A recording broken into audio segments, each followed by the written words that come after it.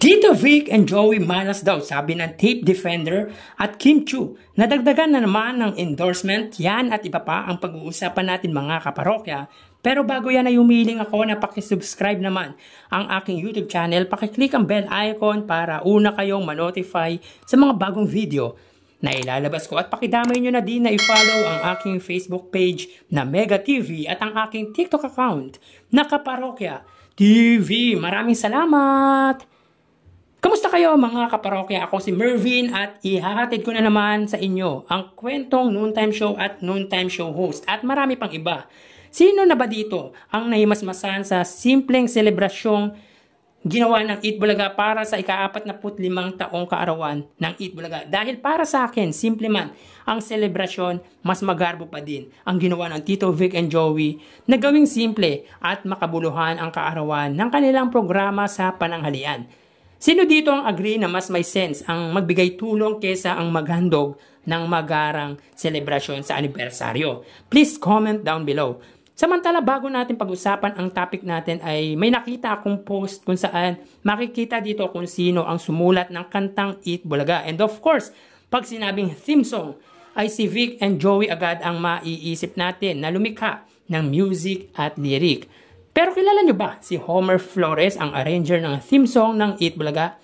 Sa mga hindi nakakaalam, base sa research ko, kaibigan ng Tito Vic and Joey si Homer Flores. Actually, isa siya sa arranger ng VST and Company na dating banda nila Vic Soto, Val Soto, Spanky Rigor, Mali Rigor, Monet Gasquel at dalawa pa.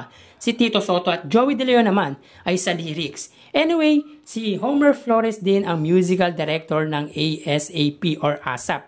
Tama po, matagal na naging musical director ng ASAP ang arranger ng Eat Bulaga. Kung kaya't masasabi natin na legit dabarkads din ito dahil ni minsan hindi ito umapir sa kahit anong noontime show ng ABS-CBN noong nasa GMA pa ang Eat Bulaga mula 1995 hanggang 2023. So tulad ni Ice Guerra ay hindi umapir sa kahit anong programa na katapat ng Eat Bulaga. By the way, si Tito Soto ang siyang tumulong kay Homer Flores dahil dating Vice President ng Vicor, ang former Senate President.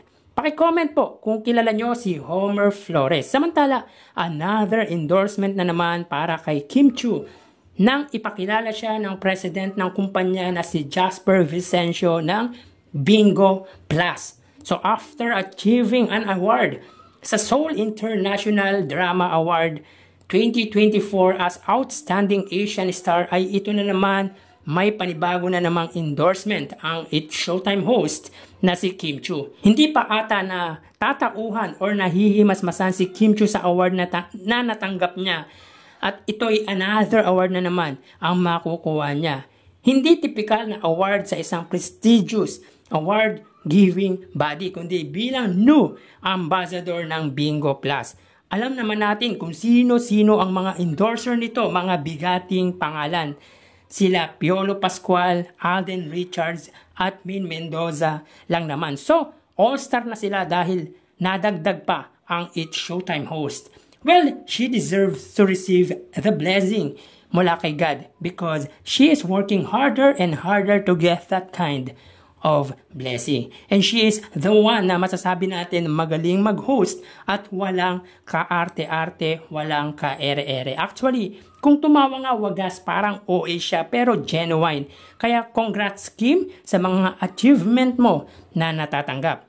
Sa mga parokya, bago natin pag-usapan ang about sa legendary trio, ay humihiling ako sa inyo na pakisubscribe naman ang aking YouTube channel at kung maaari ay pindutin nyo na din ang bell notification button para una kayong makatanggap ng mga bagong video or uploaded video na ilalabas ko. At pakidami nyo na din na i-follow ang aking Facebook page na Mega TV at ang aking TikTok account na Kaparokya TV. Maraming salamat! So mga kaparokya, umatake na naman ang Tape Defender kung saan may repost siya patungkol sa pahayag ni business tycoon at owner ng TV5 na si Manny V.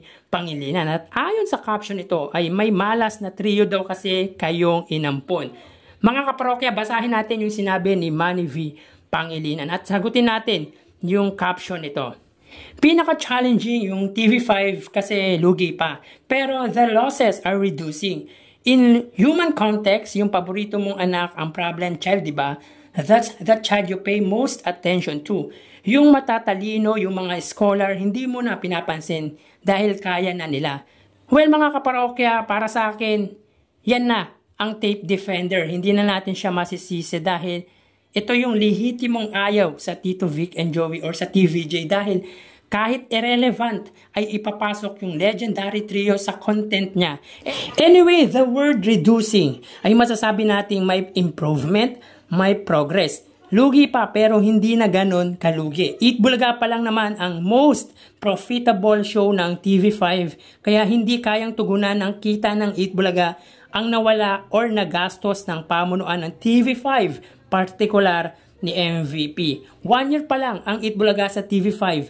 Ang pagkalugi ng TV5 ay matagal na, dekada na. Kaya nga may kiinuwa silang talent before tulad ni na Sharon Cuneta, Dolphy at marami pang iba. And that time, wala pa ang Eat Bulaga sa TV5. And according sa sinusuportahan nitong Tape Incorporated ay inawitan daw ni MVP ang pinakamay-ari ng Tape Incorporated na lumipat sa TV5 ang Eat Bulaga pero ni-reject kasi nga loyal daw sila sa GMA network. So talagang struggles ang TV5 noon pa man.